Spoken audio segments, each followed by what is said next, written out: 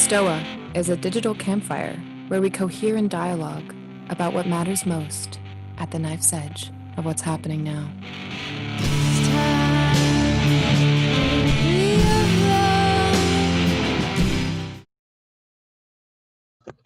All right. Hey guys, how you doing?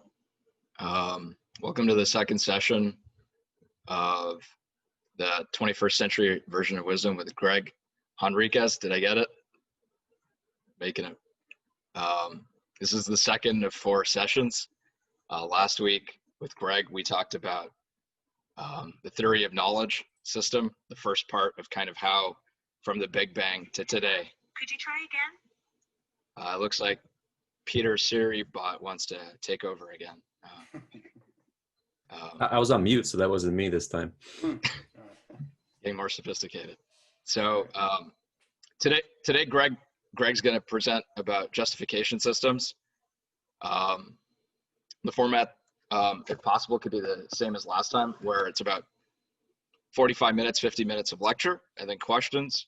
And what could really help me out with questions is if you write Q, and then write out your question. And then if you see a question you like, do +1. If you see a +1, do it +2. I'm not sure I understand. You can just stop talking.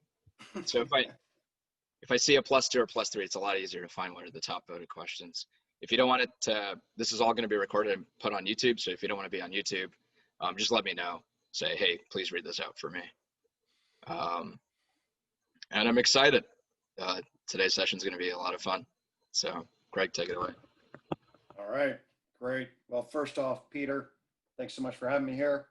Really enjoyed it last time. Peter's coming down to TOK Society on Monday. We're looking forward to that. Actually, I should say, if anybody's interested in my work in society, I do have a Theory of Knowledge Society. We have a pretty active listserv, and anyone can just contact me, email me, and I'll be happy to talk with you about that and put you on that if you have an interest. So yes, thank you, Anjan. Also, thank you, Peter, because you now hooked me up with Anjan. And Anjan and I have been hanging and connecting. It's been great. And also others, I look forward to talking to several of you contact me after this. So it's been great. So last time I sort of went through the garden and then we touched on that. And then we went through the tree of knowledge frame of reference, which is the first branch on that theory of knowledge tree behind me. And today what we're going to do is we're going to then take a tour of the second branch called Justification Systems Theory. I'm going to share my screen here in a second. Then next week, just so for folks, we're going to talk the problem of psychology and the need for a new meta-psychology.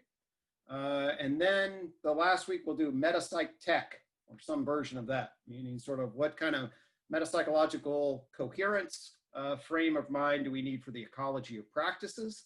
What work have I done in that? And then how can we cut together? So anyway, I'm going to go ahead and dive into this, the lecture part, and then we'll have half of it for questions. So let me share my screen and we'll get to it.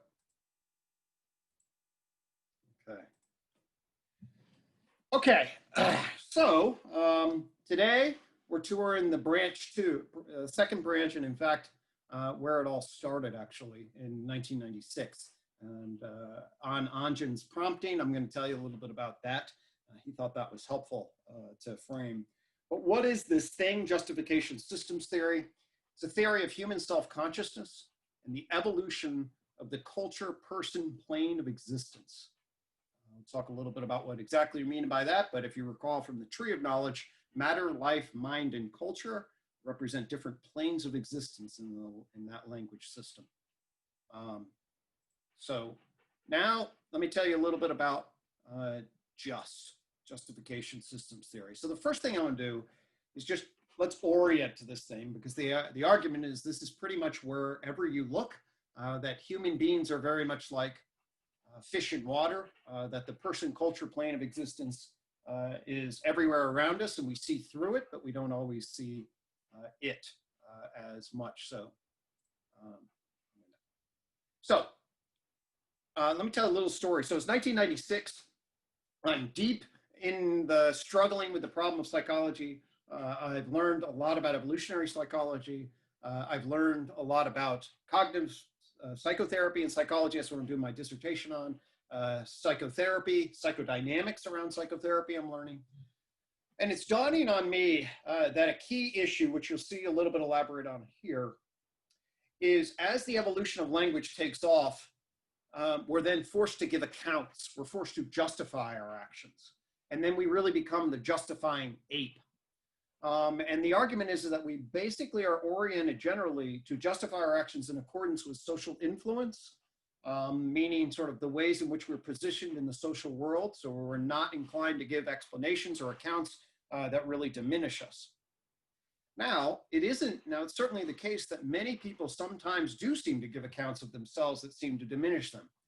And I actually was substituting I was working in a neuropsych rehab when this idea really popped. I mean, I had been playing around with those, and then I had to fill in. Somebody went on vacation, it was over the holiday. And I was then in the psychiatric domain. And then I did an eval on a woman who came in and just made a suicide attempt. Her father had died 6 months earlier. I don't remember exactly the cause. She was about late 20s, mid 30s. She lived by herself in borderline poverty, very much isolated. Her narrative is a narrative you see in the clinical world fairly regularly, unfortunately. She lived in rural Vermont, grew up in rural Vermont. And her father was a raging alcoholic who dominated a submissive, timid mother. And she had an older brother. Now, one of the striking things about this woman was how she totally saw herself as inadequate, ineffective, really hated herself. And although, for example, her IQ, if memory serves, was somewhere in the 110 ballpark, she thought herself as stupid. I think objectively, most people would have found her as relatively attractive. She saw herself as ugly. Essentially, she was downgrading herself on every indicator. Now, if you are oriented to justify yourself in a particular way, why on earth would somebody downrate themselves? And yet we do see it in a subset of population, a subset of people. Well, here's the dynamic where the exception proves the rule. So when she was growing up, her older brother, is 4 or 5 years older, started becoming defiant of her alcoholic father. And as an adolescent, he started to rebel, and they got into physical fights, and he would be physically beaten by his father. And she remembered a specific incident where her father was beating her brother. And he said to her, he said, "Why can't you be more like your obedient sister?" And that's stuck in her head. She told me that story. Okay. Well, as she relayed the story, and I was thinking, my frame was, oh my gosh, our self-concept pertains to the way we justify ourselves on the social stage, these social influence dynamics. Something really clicked where the exception proves the rule here. Think about it. So she's 8. Her father experiences defiance from a 12-year-old boy who's going to be a lot stronger than she is, and he kicks the boy's ass. What's going to happen if she asserts that she's a valuable person, that she's smart, that she warrants power, that he's treating her unfairly? What happens is that, well, very likely the calculus would be you're going to be beaten. You're going to have your physical safety put at obvious risk. So what happens then is if you turn against the self and you say, I'm actually not worthy, what that justifies then is submission and deference. It's basically a white flag. And if you look at the animal kingdom, you see white flags all the time. Okay? And so here we had a self-concept system that turned against itself. But if we understood the adaptive history, we see that submission and deference was essentially demanded by her authoritarian, abusive father. And all of a sudden, the exception plays the rule. Now, the narrative I tell on this is that this clicks on me, and I'm up and, I'm really excited. And I start chatting with my fellow doctoral students. I was a doctoral student at the University of Vermont at the time. And I'm explaining, oh my gosh, this idea of justification, I now can figure out, at least with this case, how the exception proves the rule. And maybe we really are justifying, and I can start to see this in my clients. And, and it turns out that I look up at the clock and it's 6:20. Now, my wife was waiting for me, and this is, of course, before the days of cell phones, the mid-1990s here. And I'm like, oh, God, I'm supposed to be home at 6. Right? So I said, all right, I got to go. Head out into my car, get in my car. We only live about 5 minutes away. We live in a little town called Winooski, which is near Burlington. I get in my car, and 2 seconds after I get out, all of a sudden they're doing road work. And what should have taken me 5 minutes to get home takes me 15 minutes to get home. So I walk in the door at 6:35, and I've been late earlier, a week earlier, And, you know, you don't want to keep your spouse half an hour waiting. So she's sitting there pissed. And it's like, where have you been? And without 2 seconds worth of thought, I look and say, it's the traffic. They're doing, can you believe it? They're doing traffic. Okay. And that's why I'm late. I didn't have to think about that. They didn't take any delay. There it is. Okay. Now, if we then back up and we look at actually what happened, 20 minutes of the reason I was late was because I was paid attention to myself, obsessed with my theory, wanted to be discussing that. Okay. 10 minutes was because I was traffic, right? It was because of the traffic. It didn't take my mind any effort to pull out the traffic reason and hand us that. That wasn't self-conscious. It was an automatic. Another story I tell about this is when I was watching in a different context, watching my 4-year-old daughter and 2-year-old son, and they were playing initially, and then they got into it a bit, and I was just watching them. My son hit my daughter a little bit, and then she pushed him down, knocked him down, okay? He starts crying. I assure him on a machine and said, hey, what happened here? My 4-year-old looks at me, and he fell, okay? Notice that it explains why he's on the ground and crying, but it subtracts some key elements of the information. A justification filter. All of a sudden, you're given accounts. Okay, so if we situate ourselves in this, what you see here is what I'm going to invite you to think, that justification dynamics and the way in which we explain ourselves are absolutely ubiquitous. I'm going to also, I find a lot of mileage when I'm doing clinical work. As we start to get into people, I invite them to think about their justification narrative. If they're telling me an event about what happened or who they are or what they get into, it, I'll often refer to it. It sounds like your justification narrative is this. In fact, narrative psychology and psychotherapy is a big deal. I add the word justification because you can then, once you do that, you see the structural and functional organization. You see that actually you're trying to legitimize what is and ought in relation. I'm going to be arguing it's the essence of persons behaving in culture. Okay? There's a psychologist by the name of Peter Osario who argues that the definition of a person, which actually is different than a human being, a definition of a person is an entity that can self-consciously justify themselves on the social stage and take account and responsibility for why they do what they do. And finally, we're going to talk about it also as this network of propositional knowing. A network of propositional knowing. So this is a ubiquitous concept. And when you learn to see the world through the lens of justification, you see it everywhere, like right here. Like I am justifying to you that justification systems theory is a good way to think about the world. Okay, so to now position ourselves, I'm going to locate just in the context of the unified theory. Since we're all fans of John Vervaeke, or at least I project that out into the world, we're going to make a connection to his work in a theory of propositional knowing.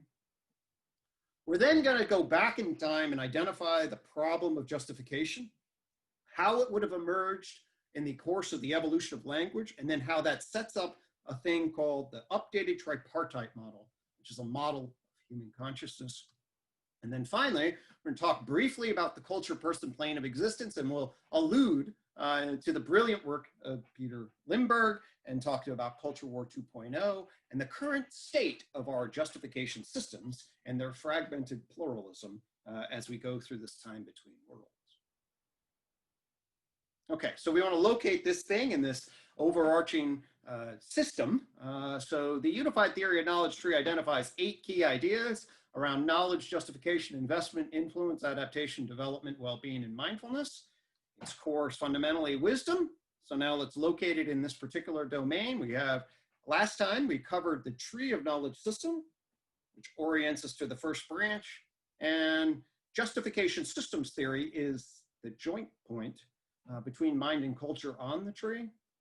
And it sets the stage then to give us an updated tripartite model of human consciousness and the evolution of the culture-person plane of existence.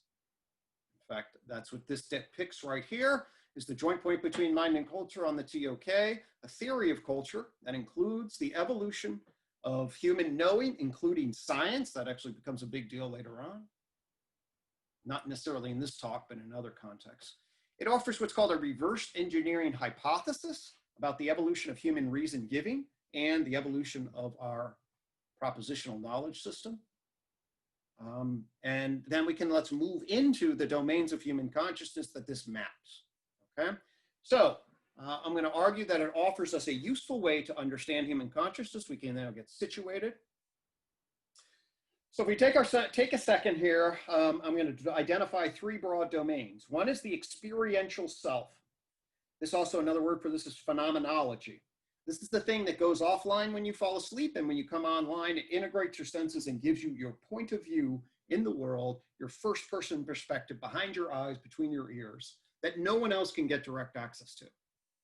Then have a private self, that's a narrator, and a public self, which you can then record on. I'm going to introduce another vocabulary that will overlap some with this, and that is, there's a thing called Mind 1A.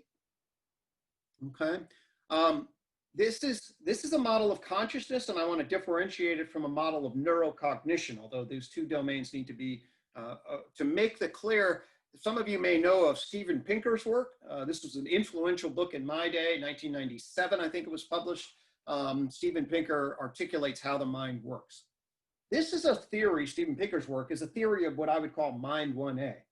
In other words, in fact, he says it's not a theory of sentience, and it's not a good theory of self-consciousness either. It's a neurocomputational functional analysis, okay, from an evolutionary perspective about how the nervous system as an information processing system computes behavior. Overt behavior in my language is called Mind 1B because it's mediated through neuromuscular and can be seen from the outside. But relevant for us are the two other domains of mind, one of which is Mind 2. So when I use the word Mind 2 in some other kind of settings, or if I use the experiential sentience, Mind 2 refers to phenomenology, first person experience of being. Then we have Mind 3A, the interior narrative, and Mind 3B, the exterior narrative.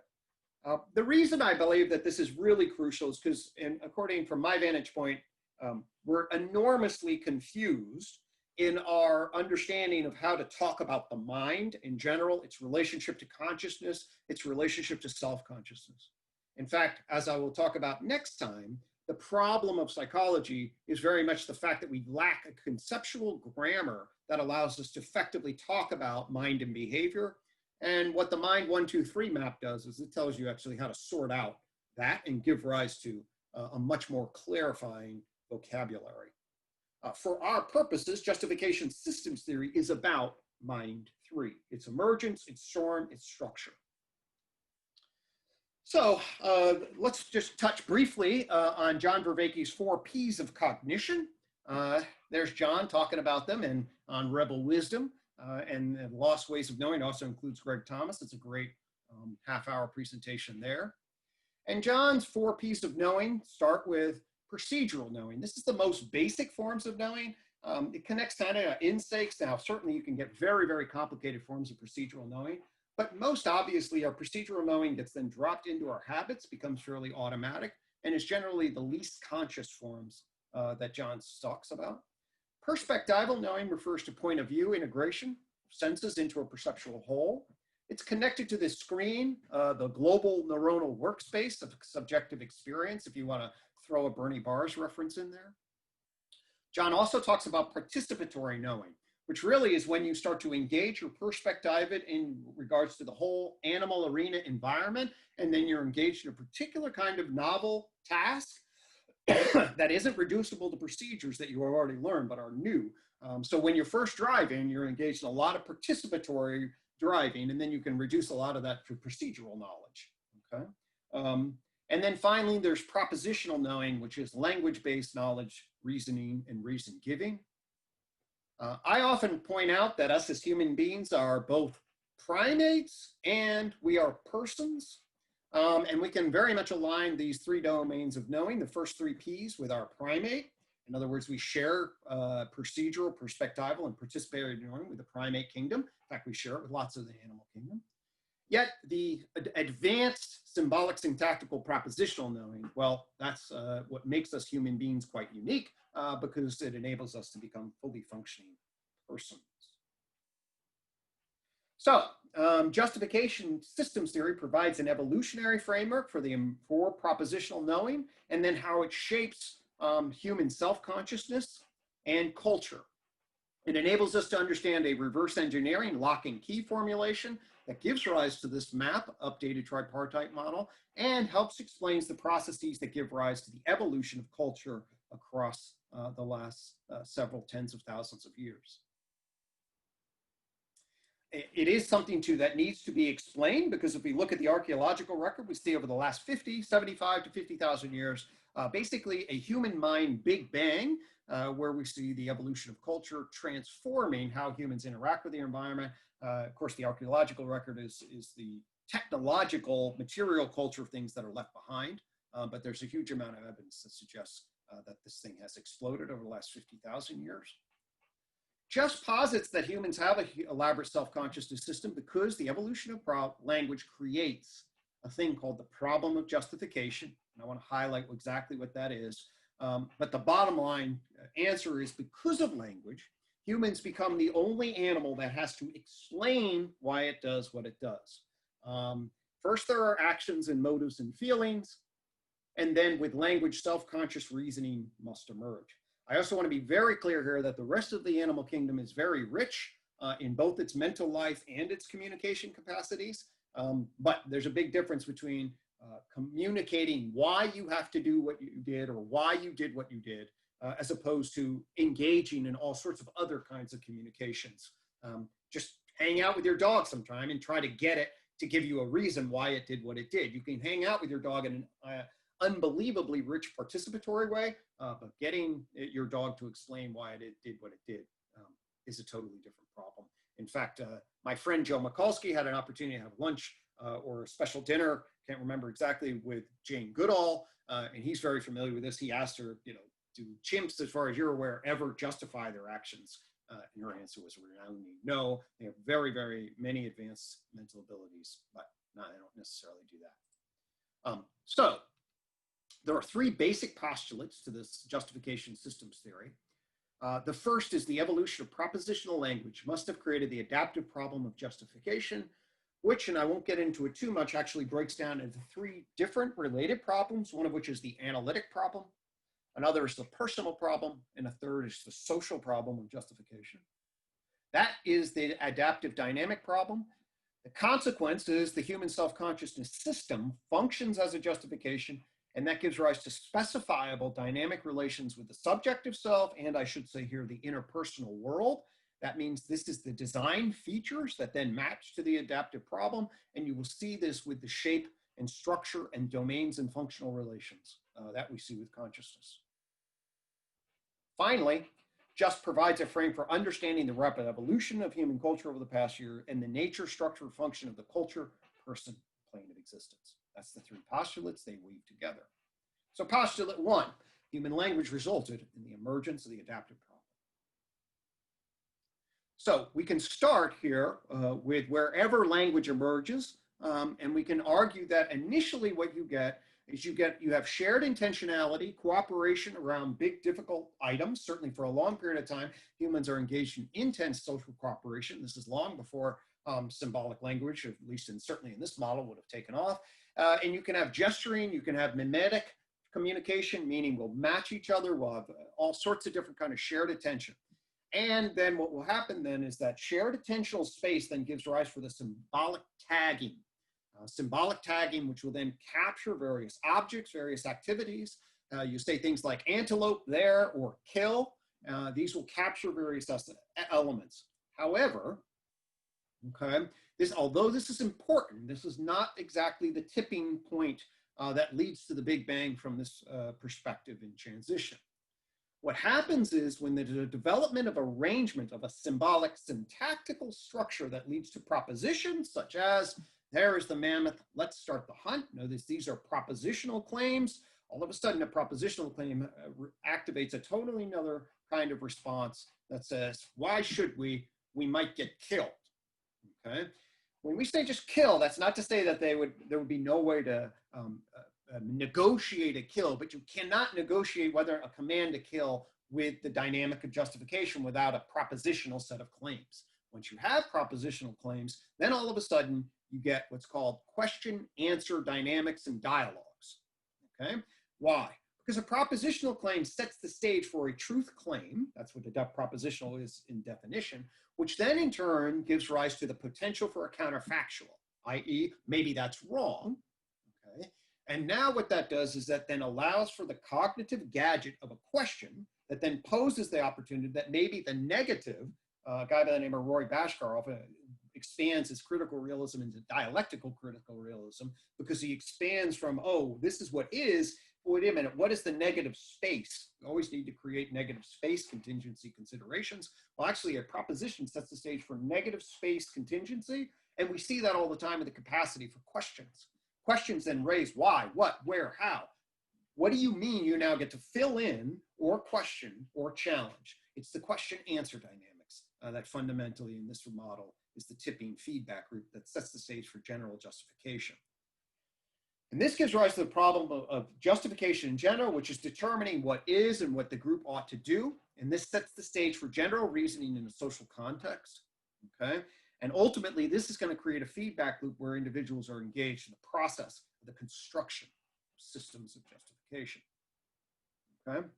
So reason giving tied to outcomes give rise to tradition and practices. And indeed, the argument here is that these systems of justification in the last 40, 50, 30, 20,000 years then set the stage for animistic belief value systems, oral narrative traditions, okay, that then set the stage for individual wise elders who can understand the narrative history of their particular tribe across the generations and bring explicating sense-making systems so that you can then interpret debates, interpret the nature of the animistic gods and spirits, one's place in nature, how to negotiate between various conflicts. And we ultimately then see the first deep cultural meaning-making systems in the oral indigenous tradition. And this is what is meant by culture with a capital C in the tree of knowledge and unified theory. A recent book by Hugo Mercier and Dan Sperber delineates how dialogue gave rise to argumentation and justification. In fact, they come up with a strikingly parallel theory, the one I developed 15 years prior to its publication. So now I want to, but the justification hypothesis into systems theory goes much further than just the idea that the problem of justification is argumentation and dialogue. I'm a clinician. And so I'm deeply focused on the process by which people narrate to themselves and others and how that relates to various elements of their psyche, okay? And how it would relate to how they might construct a narrative of self and where, for example, the shadow comes from. Why do people have such radically different approaches and narratives? Like if you talk to a husband and wife in conflict, why do they have such unbelievably different versions of reality? Why do, if you watch a football game on one side, you think the refs are unbelievably lame against you, and then the other side also thinks the refs lame, only on the exact opposite way, cheating your team? Why are people like that? What is the filter on it? Well, it has a lot to do with the problem of the personal into social dynamics of justification. So here we have an imaginary situation where we have alpha male who comes around and notice is that somebody's hanging around with his pair-bonded significant other. And so we can imagine that beta is attracted to alpha's mate, and alpha wants to know why he's spending time with her. Why are you hanging around with my pair-bonded other? Okay, now this creates a very tricky dynamic, okay? And by the way, this is gonna now set up, all right, one of our big dynamics that we need to learn at the culture person plane, which is how do you give an account for your behavior? We go back to my 4-year-old daughter. Her initial account of why her 2-year-old brother was sitting on the ground crying was he fell, okay? But then I say, well, actually, it's more complicated than that, right? Okay? So now somebody else can give a frame of reference in relationship to that based on evidence and then hold you accountable.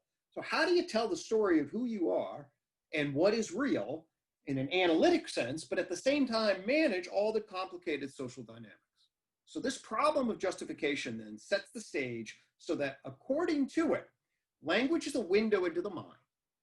As such, while there's much that we want to share freely, when our interests don't align, like with alpha and beta, okay, what we do and how we share our thoughts is crucial, and it's tied to an absolutely essential resource, social influence. This is the capacity to move other people in accordance with our interests, all right?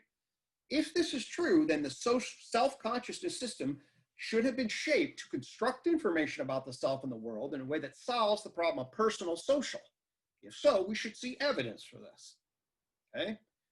So this gets us to the second postulate that the shape, design, functionality of the self-consciousness system should be operating as a mental organism of justification that navigates the social influence dynamics. And it's going to bring us to the central insights of this guy, who you probably know. Okay, now let's return to alpha and beta. Okay, and we are now faced with this question of now all of a sudden having to be given an account. And let's imagine beta says, hey, I hope to separate the two of you and take her as my mate. After all, this is an accurate translation of his underlying drive and desire. Now, let's think about that for a second and think about the problem of social influence. Can we imagine that this might be a problem if you accounted for his behavior this way? Well, it's so apparently obvious to us. This is the lens that we see through. What I would like to pose to you is that you are constantly and exquisitely attuned to your reason giving in the social influence. And when we see somebody say something like this, you say, well, has that guy got a problem? Not to be pejorative, but immediately, if somebody would make these kinds of comments from a clinical perspective, I'd be like, oh, does this person have a little bit of autism? Okay. Autism has actually got some mind blindness, at least according to Simon Baron-Cohen, which means it's very hard to detect the social dynamics that are associated with it. So you are not attuned to these kinds of things, and you find yourself saying unbelievably blunt things that sound tone deaf and get you in trouble. Okay. So what does he generally say? Hey man, no problem. She's teaching me to plant seeds. Okay. Now, what is this? This could be a lie, but I'm going to propose that it's something not so much a lie here. Okay. We're going to come back to this, but we also now, because immediately need to say, well, if we are in this kind of situation, now alpha's got to decide whether or not this justification is legitimate or whether it hides something, and he's BSing. All of a sudden now we're going to get into the problem of BS, which is unbelievably central to social world and complication. I know John talks a lot about it. But the idea here is that I'm not just talking about the evolution of lying and deceit, although obviously the distinction between private thought and public thought brings to rise that filter and filtering dynamics between them. But I'm more after the subtle dynamic, okay? Which is, this is how do we fundamentally frame ourselves? And the argument here is before he is ever in question, beta must deal with the possibility of being questioned. That is, we walk around with the idea that we're about ready to be given an account. In fact, I deal with people all the time in the clinic room who are hyper self-conscious, essentially chronically imagining account giving where they might be punished or criticized and then trying to preempt that with narrative about why they're okay or why they better not act in a way that affords that. So the argument is not that he's prepping a lie. The argument is that he is finding a path of narrative, of activity, of other things that allow him to create a narrative that's consistent in accordance with social influence. And although his underlying desire may well be to get close to her so that ultimately he has an opportunity for that kind of connection, the I am trying to have her as a mate is repressed outside of awareness. Okay? In other words, the dangerous impulses now are taken outside of what's socially acceptable and put into the shadow side of the subconscious portion of the psyche. And as soon as we say that, we're like, oh my gosh, where are we now? We are on Freud's tripartite model.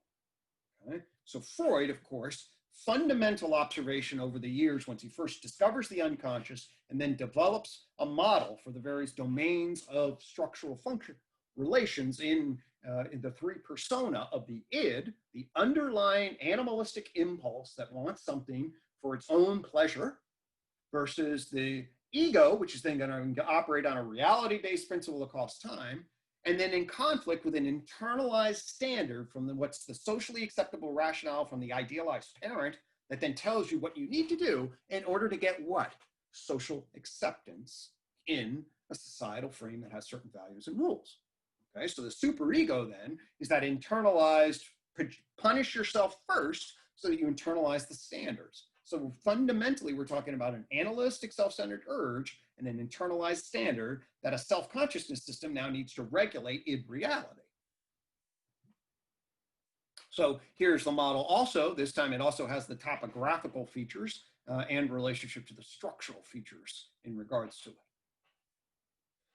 So what we're going to now see is that the updated tripartite model has lots of indebtedness to Freud, but it also updates it in relationship to modern science, and it clarifies the topographical and structural functional dynamic relations. It places them on an evolutionary foundation, and it's going to make them consistent with social cognitive psychology, and it's going to make it consistent with sociocultural principles.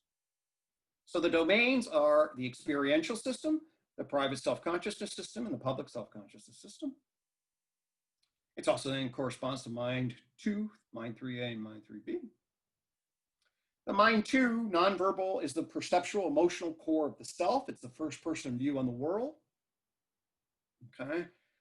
These are your perceptions, your basic drives, motives, emotionally organized, pleasure and pain. We can dialogue a lot about the layering. In fact, this is what I'm doing a lot with John Vervaeke in Untangling the World Knot, is delineating the perspectival and participatory aspects of mind 2, how it emerges out of mind 1, meaning the neurocognitive functionalist processes that then become conscious. What are the elements, the metaphysical elements, and the functional elements, and the evolutionary elements of that. And we should note that for Freud, when Freud uses the term consciousness, that's why I meant to say that in the topographical element, when Freud uses the word consciousness, he actually means what I mean by self-conscious, okay? That is the explicit reason-giving understanding. So if something is not explicitly reasoning, so Freud does not differentiate between perspectival, perceptual consciousness and self-conscious narration. He just uses the term consciousness, which, by the way, is why that topographical model is not ideal. I'm happy to take questions. We can talk about what's called the experiential self, how this connects into what's called episodic memory, and how the self then extends through time. How animals, as you get more and more sophisticated, you will develop an intuitive, implicit experience of self. One's perspective, animals will demonstrate, even things like ravens will demonstrate that they have access to that they know things that other individuals don't know. It's really, really interesting. So I can talk about the development of the experiential self, which is different a little bit than the experiential screen of consciousness, although they are definitely connected. We can certainly state that the experience of red is fundamentally different than the thought and reflective narration about what redness is. And this gives us rise to the private self-consciousness system, which is the seat of our self-reflective awareness, our narrative stream of conscious justification. It then stores our explicit our semantic knowledge of self, as well as then that will tie in with our episodic memories to give rise to narrative of self, our sense of self-concept, our ideology, morality, and worldview, what we believe to be true about the world, and is often interpreted as ego, interpreter, narrator. I'll use the term interpreter sometimes. That's a nod to Michael Gazzaniga and the work he did with Split Brain, which is an unbelievable demonstration that if you isolate the left hemisphere from knowledge of what's going on, say in the right hemisphere, it will simply confabulate socially acceptable rationale for why you're doing what you're doing in a direct alignment with justification systems theory. But the idea of thinking something is quite different than the idea of saying something. So we might come across this individual with some funky sweater on, and we might think to ourselves, hey, I don't like that shirt. It doesn't look good on her. But if you say that publicly, that comes with a wide variety of different implications. Okay? And we engage all the time with public-private filtering. I'll give you another little anecdote. I'm on many, many different listservs. About 4 years ago, I was on a listserv. I was in sort of a dispute with a guy I felt was really obnoxious. And someone of my friend back-channeled and said, hey, what's that guy's problem? And I said, oh, this guy's got problems. He's kind of really annoying. He always does this. Hit send, and guess what I had replied to? The entire list of 250 people. All right. And immediately I jolted out a jolt of pain and reached toward the computer as if I could pull that sent email back out from the ether. Okay. Why? What happened there is, well, privately, I could say one thing about this guy. I didn't want to say it to 250 people. That's a private public filtration. So what do we normally say when we come across these things? We white lie it and say it looks nice. Why? Because in terms of social influence dynamics, okay, this is a lot easier. So the public self-consciousness system is what we publicly share and proclaim ourselves to be. It's our persona, the image we try to project, largely defined by audience.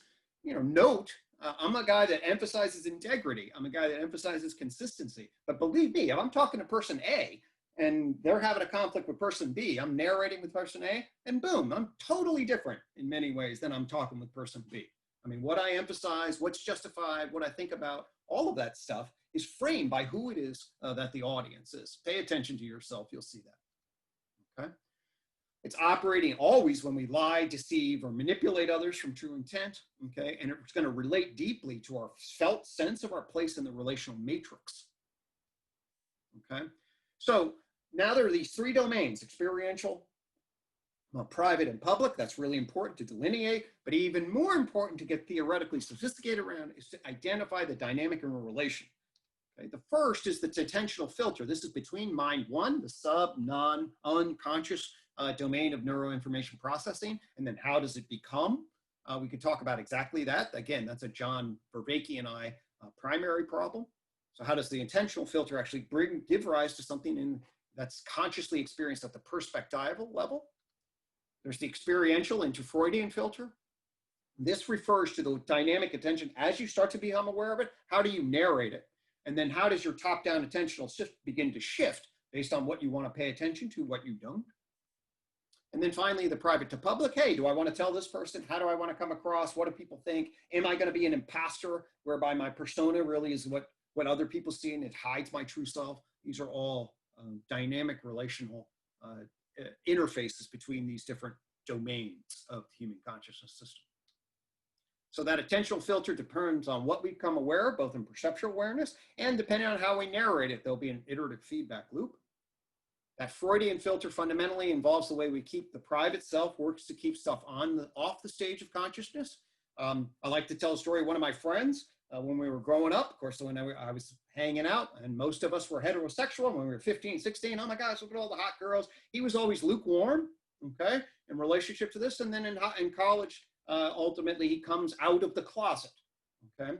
So what do we mean by that? It means when he was 14, 15, he wasn't having the same feelings. He was basically playing along. Back in the 80s, being gay was a little bit different than being today. We were more judgmental, less enlightened during those times. His father was a bit homophobic. So he kept himself in the closet. It means that underlying his experiential self, as that started to come onto the stage, his homosexual desires, the justification and public image stuff was so powerful, it would cut it off. He would shift, he would repress those desires until finally he got to a place where it was obvious enough and safe enough and long-standing enough. So he first came out to himself, that's through the Freudian filter, into the private narrator, and then ultimately came out to others. Ultimately coming out of the closet is through the private self and into the public, okay?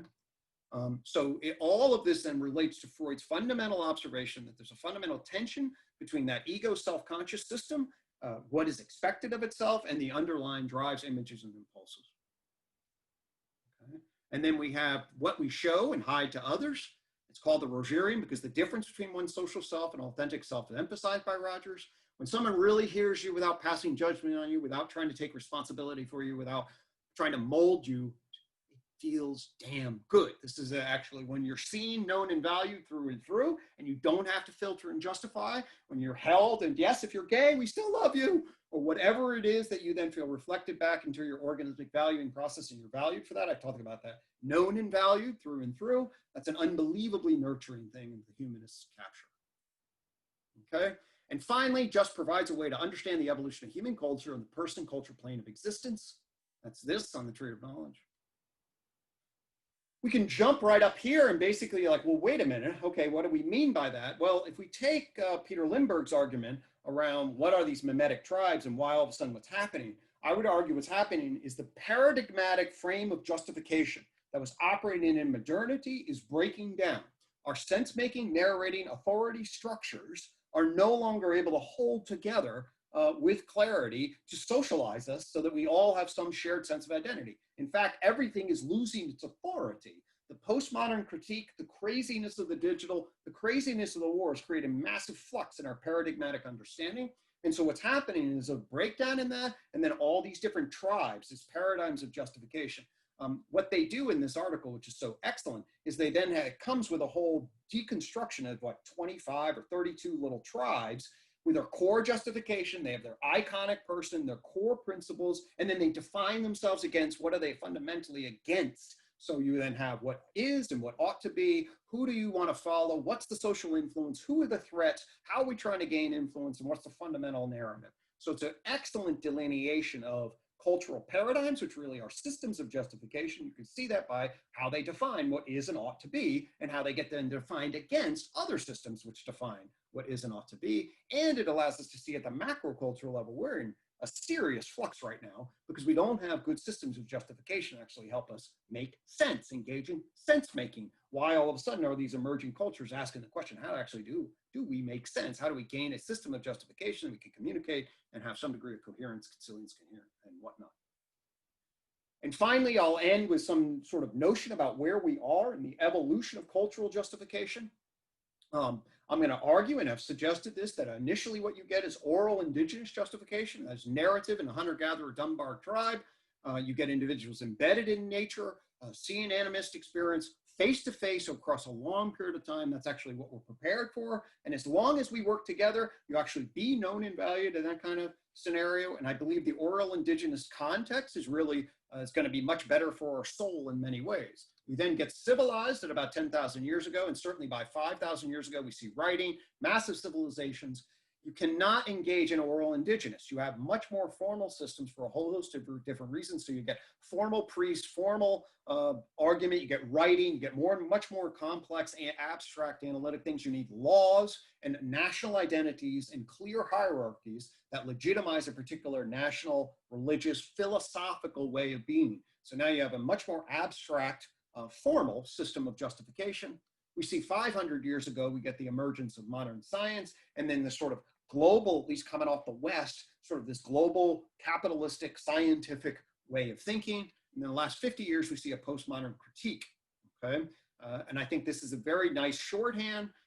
Lean, Rachel Anderson does a wonderful job of framing the kind of sensibility that we need here, one that recognizes each of these four and then cultivates one that includes and transcends to create a cultural consciousness that actually embraces the essence of the best of an oral indigenous.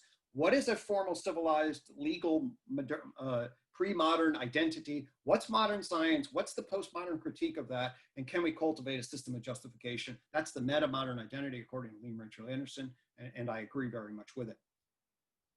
So ultimately, just as a theory of propositional knowing, it identifies three key domains: experiential, private, public, in relationship to the updated tripartite model. And these are connected by three filters, and it sets the stage: the evolution of culture and the nature of the person, culture, person, plane of existence. And in particular, where are we? What kind of justification system attitude do we need in the 21st century if we are actually going to cultivate a vision of wisdom?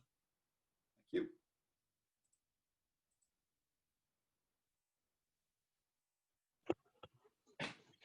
Quite the whirlwind. Thanks, Greg. I want to just kind of see if I'm understanding how to place this, and if I'm understanding kind of the explain it like I'm five version of it. Sure. Last week you talked about like the relationship between all these different domains. You can actually understand them in a united way, and that helps you see that a human could be understood at the matter level, at the life level. There's evolutionary forces at the mind level, the different behavioral aspects of what it means to be human. It's a lot easier to eat Doritos when it's on your countertop versus if it's in your cupboard. And then if I'm understanding this correctly, it's the next level, the culture. You're making the argument that that leap from mind to culture, it was language, but specifically propositional forms of justification that define that leap. And since we're so much a cultural creature today, you can most understand the basis for the way we think about stuff by understanding this justification hypothesis. That's a very good way of saying it. Let me be, sometimes language is easy to get confused around because there's lots of different meanings. It's capital C, culture, person. Okay, I want to yoke that stuff together and be clear. And the reason is people will often point out and say, wait a minute, animals have culture. Okay. And they'll point out that different animals engage in different practices. Monkeys will wash potatoes. They'll learn how to wash potatoes. They'll transfer those practices. There's a wonderful book by Carl Safina called Beyond Words. I wish it was called Before Words, but nonetheless, it tracks the very different cultures of things like elephants, that the killer whales, wolves, okay? So let me first state that little c culture, or the shared set of sort of communal values and practices, you can see these in other higher animals very clearly, okay? And if you mean by culture just the shared sense of community and practice, and that gives a unique flavor to something that does have an intergenerational learning tradition, then I want to be clear that that's an overgeneralized meaning of the word. Human culture and the culture person plane of existence is absolutely transformed and defined by this thing we call language, in particular propositional language and the networks of propositions that then yoke together to create these systems of justification. So that's a very important difference. And so little c culture at the animal level does exist, but then you get into big capital C culture and the nature of persons. No other animal other than a human being is a person from this perspective. And then that is the problem of then full explicit intersubjective self-consciousness, then the idea of what is justifiably good, and then how do you self and bad, and then how do you count yourself yes. That's absolutely key. And then that lens allows us to see the way in which we are both persons as we operate in culture, and also are primates, because we do all the other things primates do, like eat Doritos, sleep, and have sex, you know.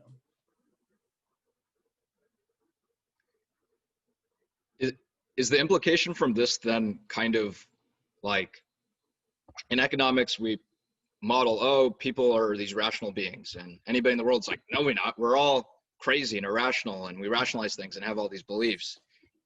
So kind of, is the takeaway or implication from this that like the best way to understand a human is not this rational reasoning being, but it is consciousness, and that reasoning evolved for justification? Like, that's why going to somebody and explaining 50 facts about climate change doesn't necessarily change their mind.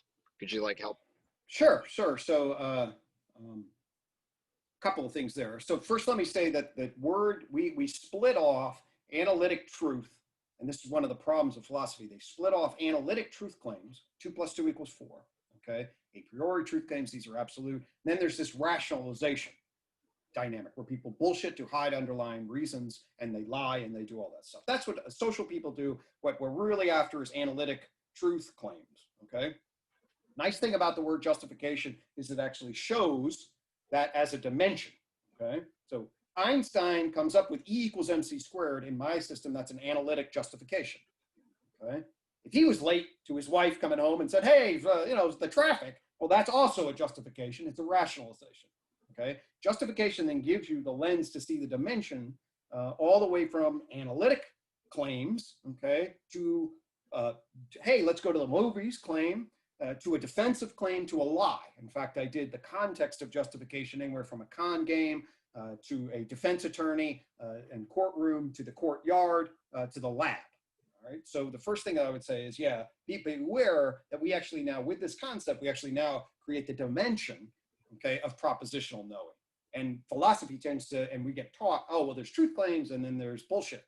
It's like, well, actually, this is the first thing you want to do is create this category, and then you want to divide it up secondarily, okay?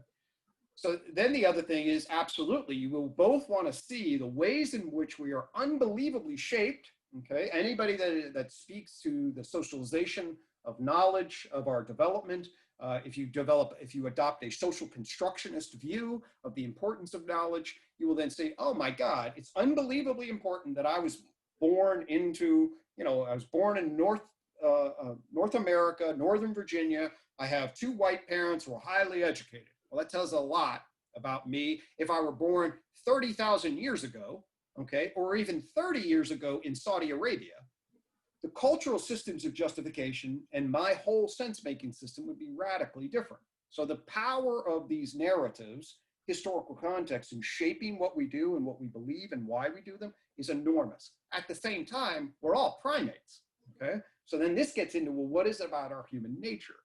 Certainly one of my big struggles, actually, this was an intersection where I'm learning what's the evolution of human nature relative to the power of cultural construction, okay? And the answer is, well, it depends on what lens you look at it. from one level, it's like, it's not that powerful at all. We're primates, we're going to reach for the Doritos 90%. You can nudge people in certain ways. Yeah, they rationalize, but that's all post hoc. It's all brain-based here and now, reward dopamine.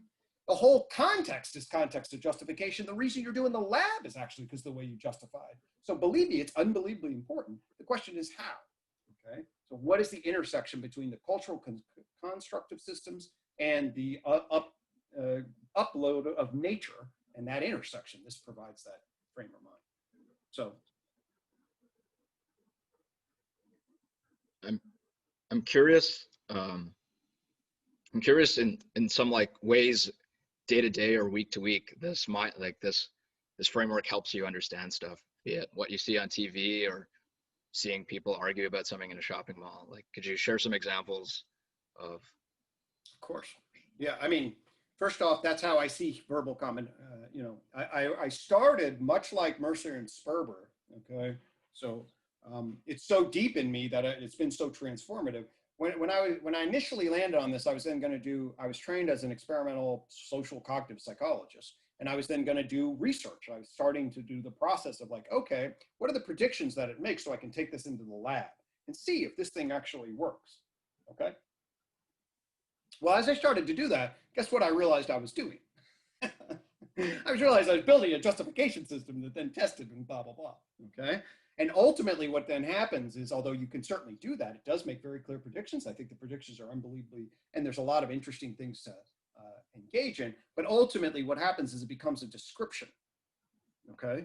It becomes a description of what you are doing, and as you are engaged in, so just watch, all right? So now I can't watch like a political debate, right? Obviously, I'm sure all of you have this problem, okay? But basically, what are you doing? You are essentially defending your team. That's the whole damn goal, all right? So you're completely motivated to defend your team and do whatever you can to justify social influence for your team. That's why you never answer the question in truth. You just bullshit the whole content of time. And now we've hired people that all they do is defend the team rather than actually engage in the analytic problems that we have. So it's all social personal. That's why I have to turn off the debates. I can't even take it anymore because they're so obvious. If you have my lens, it's so obvious that you're just a corrupted human being. All you are is just a narrating bullshitter across some other predetermined motive. If you want to be that way, fine, but that's not the way to be. Okay, at least as far as my value system. So ultimately, it says the whole, it opens up a whole set of, well, yeah, why am I given the reasons that I'm giving? All right. And what it tells you is actually, yeah, you think that you're doing it, but actually by design, there's a little set point that says, develop socially acceptable rules based on your calculation and start generating narrative. All right. And quite frankly, what you'll find is just people are engaged in mindless BS justification all the damn time. And that's painful. And you'll find yourself doing it. I used to refer to myself as a verbal, okay? And then encourage other people. And so what it does, it will be humbling a bit, okay? Because once you actually see it, if you're not practiced, when you first see it, you're like, when I came in and realized, oh my God, the traffic was immediately basically a reflex of justification that I engaged in. And then I saw myself doing it all the time. It's a little humbling. So, yep, it's everywhere. Like I just justified why we can engage in justification analyses. I'm going to ask one more question and then I'm going to switch to that. Are there synonyms here to justification, like as storytelling or beliefs? Like, could you help us with why the word justification and maybe how is it different than these other things we'll say, oh, a human's a storytelling person, a human's a... Yeah. Well, just, that's a good question. I guess what I would say is it's just the nexus point of so many different things. It sort of is like, I fell into it and it does this, it does this, it does this. The issue is that it's the intersection of proposition and legitimizing. It's propositional legitimizing. So what it does is it connects the language system, okay, and its medium, and then it connects it to is, ought to do, and influence and investment. So it makes it alive. And it is that intersection.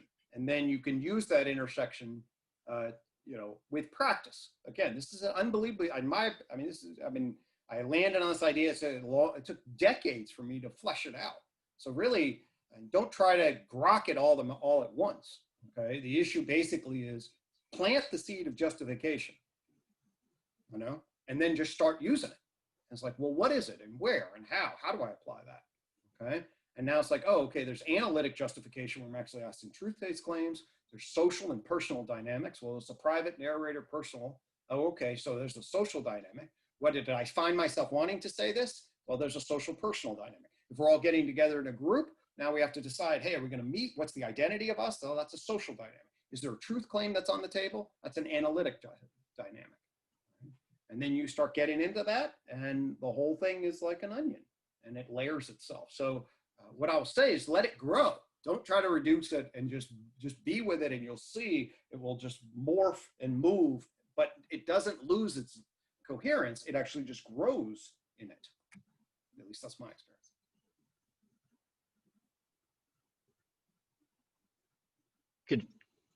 Could you give me and explain it like I'm 5 version of what you just said? I don't think I quite understood. And then. Yeah, that wasn't a 5-year-old version.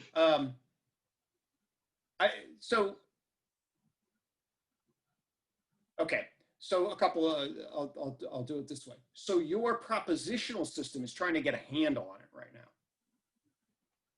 Okay. All right, so that's a good thing to note.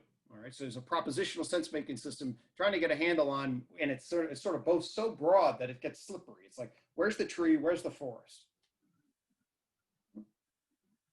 Okay, so then we could just say, oh, that's what your propositional system is doing. All right. So the other thing that I'll say is most of the time, your propositional system is just tracking systems of justification. All right, that's what mostly it's doing. So an everyday conversation. Hey, dear, can you go get me that glass of milk? I forgot it. Oh, notice I said I forgot it, which was implied, but it then says, actually, I'm taking responsibility. I said I forgot. Okay. And now, why am I saying I forgot? Well, because I'm actually asking you to spend money. If I just said, hey, dear, go get the milk, guess what she would have said? Fuck you, if I'm talking about my wife. Okay, it's like, what the hell? You go get the goddamn milk, right? But if I say I forgot it, then what does that do? It basically says I'll acknowledge that I was foolish, I should have been gotten it there. You'll see all the time that you'll give disclaimers, okay? As you give accounts, you're like, well, hey, this may come across as a little insensitive. Trigger warning, okay? What's that? Well, that's because a disclaimer gives me safe space so I can then say something that would potentially be offensive. Well, that creates a justification dynamic. So anyway, the point of Ilanjan is actually, it's a somewhat difficult question to answer because of its ubiquity and depth. It's just sort of like, yep. It's basically let yourself, don't try to reduce it to a thing, just let yourself recognize that it's an ocean.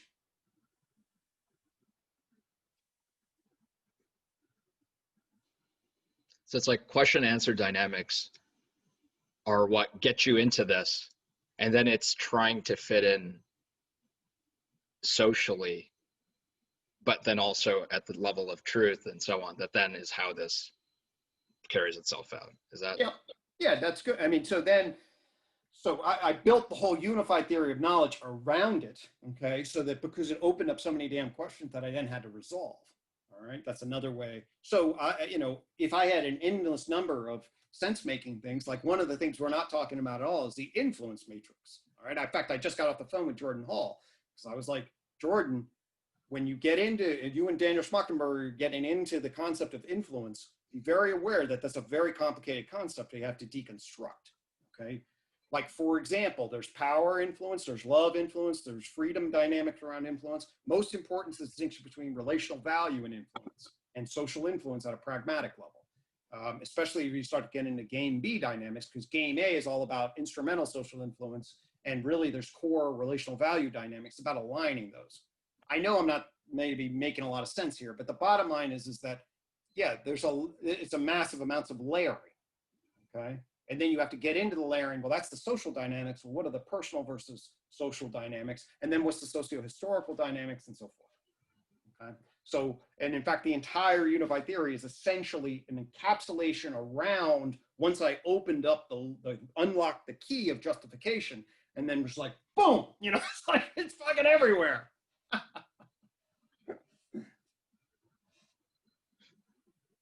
Wow, you see the water. All of a sudden I saw the water, right? And that was very deep and very broad. And it took me lots of different places, like a damn garden. Let's go to some of the questions that are in the chat. Perfect. I'm going to start with Fred, and then after that, Andy. So Fred, if you want to ask your question.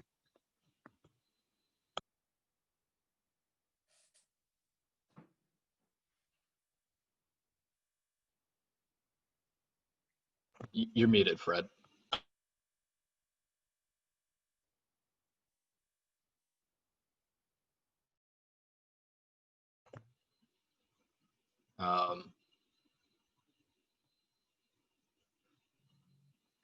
Yeah, it looks like. Oh, okay. I'm here. Thank you. Yes. Well, I'm just trying to find my question again. First of all, Greg, thanks for taking time to explain your theory and all the epiphanies that led you to it. And engines, you saw the water. The fish saw the water. And I certainly don't claim to understand the breadth of what you're presenting. But a couple questions about, well, first of all, are you curious if you have a theory of positive psychology or human flourishing? No, that's good enough. And I'm sorry, did you ask what about positive psychology and flourishing? do you have do you have a theory of positive psychology or human flourishing? Yes. I mean, the seventh branch on the tree back there, that's the nested model of well-being.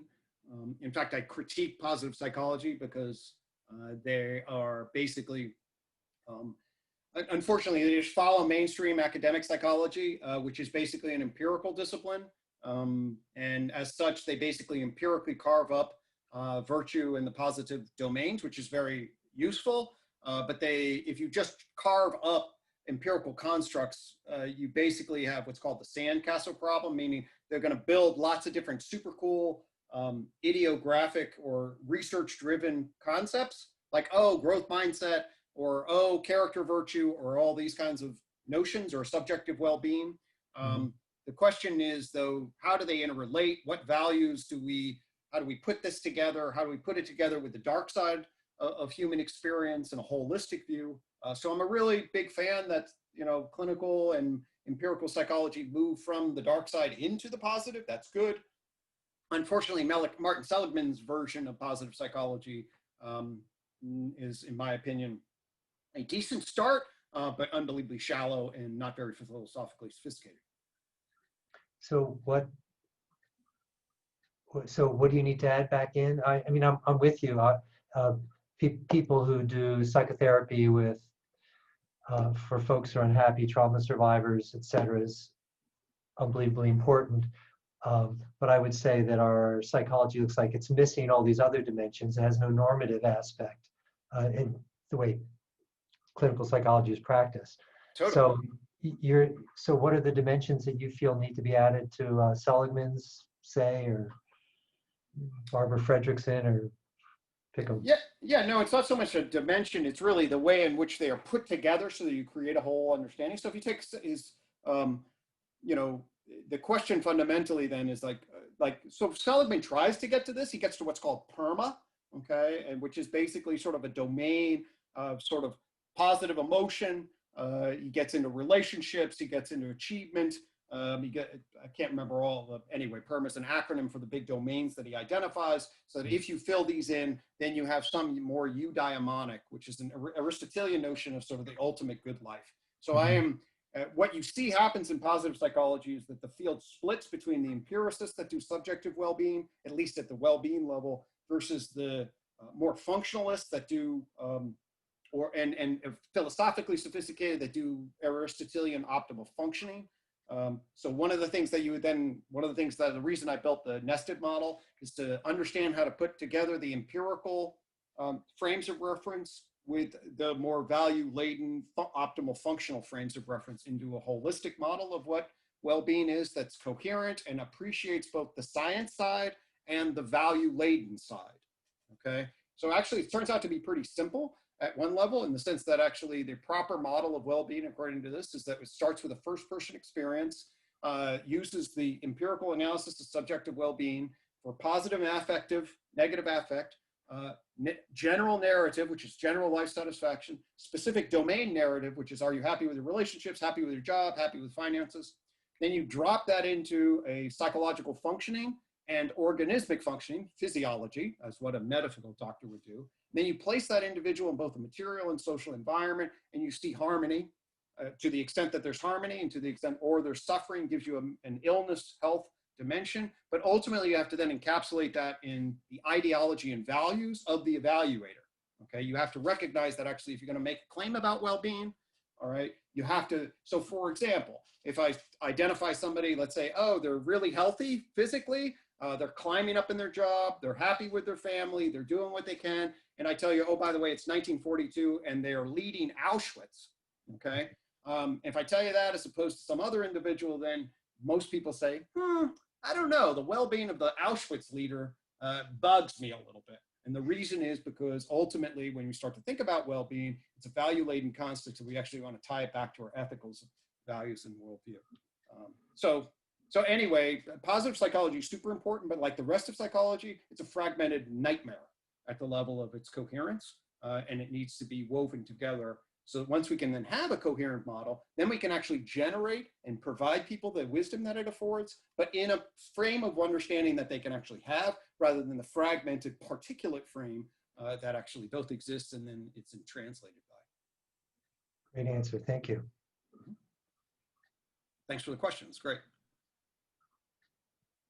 Andy, and then after that, Roy.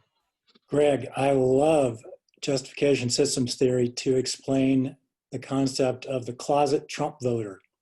So there's clearly a non-coherence between the public self, the private self, and the justification that goes on when you publicly say or say to yourself that morally abhorrent or whatever, I hate the guy, and yet you vote for him.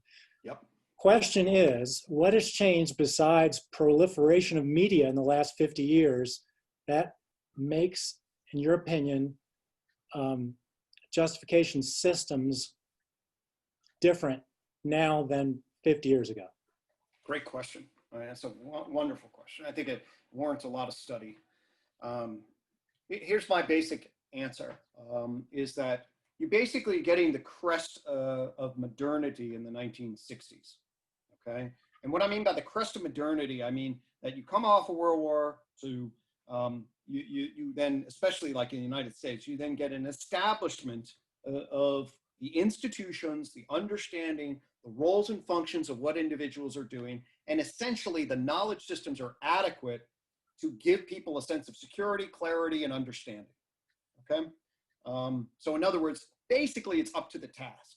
Now, what you start to see in the 1960s is, there has been these horrible World War I, World War II, and these deviations, and we have these serious concerns, and with Nazism, we see, oh my God, there is some profound problem with modernity and white male domination and colonialism. And so you see social justice movements, you see starting to critique a continental philosopher starting to critique the depth and truth claims, transcendental truth claims. But really in the 1960s and 70s, although there's a lot of social unrest, obviously 68, things like that. But ultimately, people are like, oh yeah, we have enough sense making relative to the information ecology, relative to the change, relative to what's happening to be good enough. We feel like we're on progress and we're actually sane and okay. We trust the broadcasting functions and the structures seem to be, so that we have faith in the institutions, okay? And then basically the world is changing so fast at the level of technology, at the level of polluting the information ecology, digital tips. Okay, we hook ourselves up into an enormous number of different things, and then we start facing more and more challenging. So the size of the actual complexity of the information ecology, the rapidity of change that's happening, the availability of different communication networks, okay, essentially in a period of a couple decades completely outstrips the old paradigm's capacity for regulation, sense making, and control, okay? So that overall, then now the rules of the game, and this is the shorthand for this is digital, okay? From the vantage point of the tree of knowledge, when you get the emergence of a novel information processing communication system, okay, like gene cells, okay, genes process store information, the cell computes information and then engages in communication with other cells. The nervous system processes information, animals communicate, and then people talk, process symbolic information, and communicate. Well, cells are totally different than chemistry.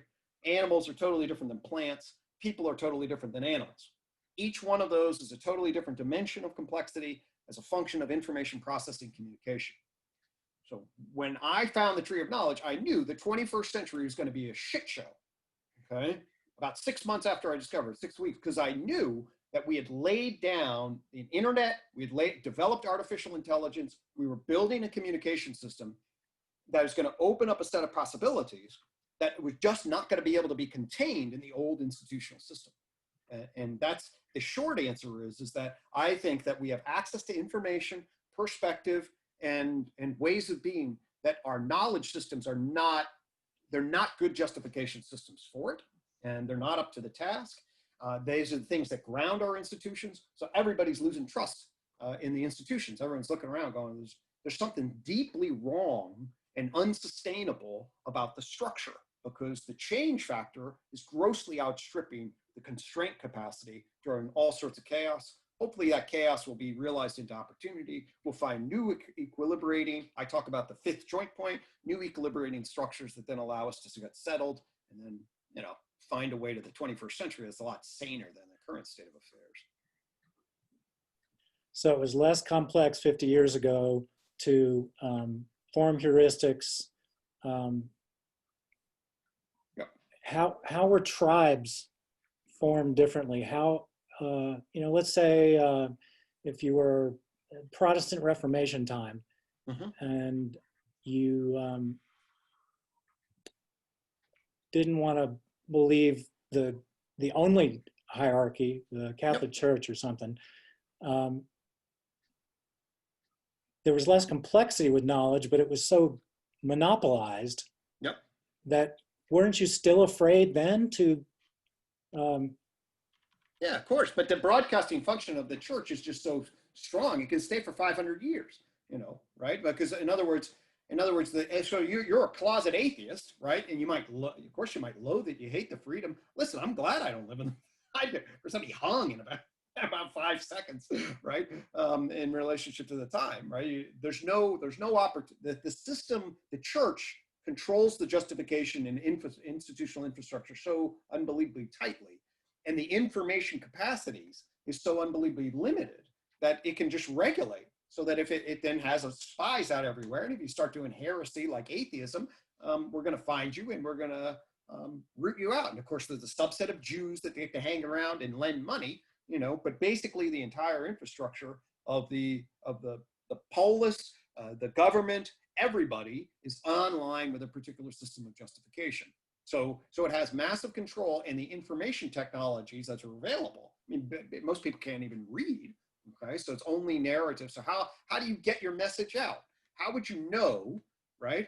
If three villages over, there's another atheist, right? Okay, you would never know. But now, obviously, on the internet, you know, all you need to do is just to do a Google search, and I can instantaneously, out of 7 billion people, or however many people are actually on the internet, I can instantaneously do a search and find people that have fetishes for high-heeled shoes or whatever it would be, right? So the information ecology and the availability of lines of communication, the internet, I mean, writing changed it dramatically, okay? Telephone changed it.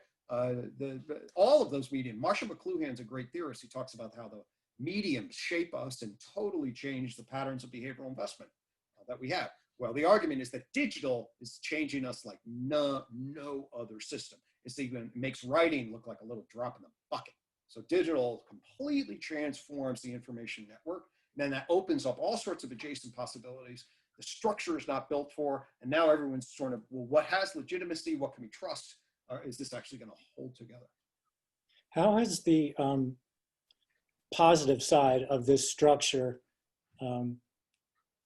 influenced things that one would consider now to be second order game B? So let's use two examples. 10 years ago, 15 years ago, smoking in restaurants had no momentum to be banned. Legalizing pot, gay marriage. Right. why did these things change so quickly over the course of a 10-year time period? And how does that differ and relate to media compared to 50 years ago? Yeah, no, it's great. Well, first off, what you're seeing is over the last 50 years, you're seeing the building of the postmodern critique, okay? And the postmodern sensibility, which is challenging traditionalist authority, okay, in certain regards, all right? So you have that mentality is gaining wave so that the millennials are not looking at their elders going, gosh, you guys knew everything, man, thanks so much. It's like, no, you guys are totally clueless, okay? And they have a totally different frame of reference for justice, for what's value, for what's appropriate, and they're not shy about it, all right? And that wave of challenging the authority of tradition has been building, okay? And part of it is made accessible, and in many ways a good way. I mean, the old white male tradition, believe me, thank God that's coming down. And we're opening up all sorts of different lines of diversity. People can be much freer to be themselves. The opportunities are unbelievably tremendous. And you know, there's a lot of truth to see Pinker's enlightenment now in relationship to the general trajectory of reason and humanism, giving people more and more opportunities. I think there's a lot of downsides too, and I think the trajectory is bad unless we change our fundamental understanding of human nature. We're on a dangerous path. I believe, like Schmachtenberger and Hall talk about, this is self-terminating if we don't change the fundamental structure. So, but what I've been amazed at connecting with all the seers is the number of people that are seeing this same mountain from different perspectives, and the emergence of things like Peter Lindbergh and the steward of the Stoa, and bringing people together to think differently and realize to get outside the box. Now, I'm a traditional academic. I've been inside the academy my whole life. I came from, you know, two parents who are professors and then into a professorship. But why am I here? Because the damn academy is stuck in its old modes of being. I get super frustrated. I'm like, listen, people, wake up. It's time for an upgrade in your operating system. You guys are trapped in the past. 50 years ago is like 500 years ago now. And we all need to be waking up, because the entire educational system, the entire knowledge system, and, you know, most of my colleagues are, well, I've got to get this randomized controlled trial paper out, and it showed a little bit of difference, and I hope it will get through peer review. I'm like, that is so done. That's like, sorry, that is not going to cut the mustard. We're talking about a fundamental shift. At least that's where I am. Rob Scott, I know, would appreciate that comment. A fundamental shift in our identities is what I believe we need to engage in. So that's my thinking in relation. We got about 6 minutes left. Roy, do you think you want to ask your question, and maybe 2 minutes just to close up? Sure. Thank you, Greg, for your talk. I'm a slow talker, so I find a fast talker floods me quite easily. So I'm hoping you can keep it fairly simple for me. I'll try to speed up my question. No worries. I've been in the construction industry. I noticed an erosion of trust in that industry for 4 decades. 6 years ago, I began the transition to alternative dispute resolution. And I now act as a neutral on construction disputes. Okay. So the acronym ADR, I hadn't even heard of until I made that transition. I get a lot of value out of the psychology and meaning crisis information. I'm hoping you could give me a good reference for further research that would integrate your world with my world of dispute resolution in construction. Sure. Well, first off, thanks for that, Roy. I appreciate that. I'm a clinician, and so I've done a lot of marriage therapy, and of course work with people managing being stuck in conflict with themselves, with their past, with their future, with their wives. So it's definitely close to my heart, and finding pathways of effective remediation and mediation are absolutely central to some of the work. I'll point you to my homepage, Unified Theory of Knowledge, and it's got 8 key ideas on it. when people are asking me, kind of, well, how do I apply your system in a way that helps me, especially when people are in conflict? The thing that I try to help folks do, what I offer them, is a frame for an integrative approach to psychological mindfulness. Psychological mindfulness is the process by which we enter into our space and allow ourselves to become aware and attuned to what is happening, as opposed to mindlessness, right? Which is when we're just defensive and reacting. So we want, when we're dealing with individuals that are actually at least open then to the process by which they would then find a more adaptive resolution if they're in conflict. We try to, at what's called a stage of change level, we want to get them contemplating about ways in which they would be different. Okay. And then invite them to be open to the possibility of that difference. And then if you get that and you get some commitment to that, then the question is, well, how would you then cultivate that attitude? And generally what you want to try to do is you want to foster levels of awareness, acceptance, and then change in various parties, okay? And realize the difference between sort of ego commitments to maladaptive patterns versus openness to potential adaptive valued pathways. And how do you do that? Well, the shorthand of what I offer is what thing called CALM, okay, which is an acronym. First, it's like, hey, let's get calm. Let's recognize that when we get pissed off, we drop into defensive mindsets. It's either attack, we freeze or flight, or we fawn and apologize, and then we resent it later. These are classic stances in and we want to acknowledge those, and we understand where they come from, our body and our emotion. We also realize that they're actually short-term emotional responses that are very valuable and orient us, but rarely valuable in the impulses that they orient us towards, okay, at least in the short term. So we then want to listen to them and listen to their appraisal, listen to your heart, and then open up an attitude, both intrapsychically and interpersonally, that fosters curiosity, okay? So curiosity, yes, I see somebody talking about restorative justice here. That's beautiful too. That's a nice, helpful way of thinking about there are lots of different ways to peace and connection. But anyway, curiosity first orients individuals to a more mindful state that then adopts a position where you can be wondering about oneself and one's other. Where does this come from? What's really going on? What's the salient issue, and what's the deeper issues perhaps? Then there's issues of acceptance. This is a capacity to recognize that actually, yeah, life sucks sometimes, you get hurt. How can you sit with what is, with distress tolerance, with clarity? Okay. Then L stands for loving compassion. That's an attitude of just basic dignity towards others, and that you hope that they aren't suffering. This is, again, identity towards self and other. And then M refers to a motivated toward valued states of being in the short and long term. So if I'm in negotiation, what is the moment? What do I hope in relationship to the end of this negotiation? And what is my long-term view, ultimately all the way up to what might be called eulogy values, which is what kind of person do I want to be, and what kind of ancestor do I want to be? So that then places it on the context of time. So what that basically is that tries to create the kind of arena that enables individuals to be able to come together who have been wounded, who've been traumatized, who are bitter with each other, who have real disputes, but at least it soothes and orients towards adaptive outcomes. And it identifies the underlying emotional triggers and how to hold them, how to honor them, but also not how to be held hijacked, limbic hijack, people say about in relationships. Greg, it's 3:30 now. Would you have any time afterwards, if we were to end the session, just to hang out with a couple of us?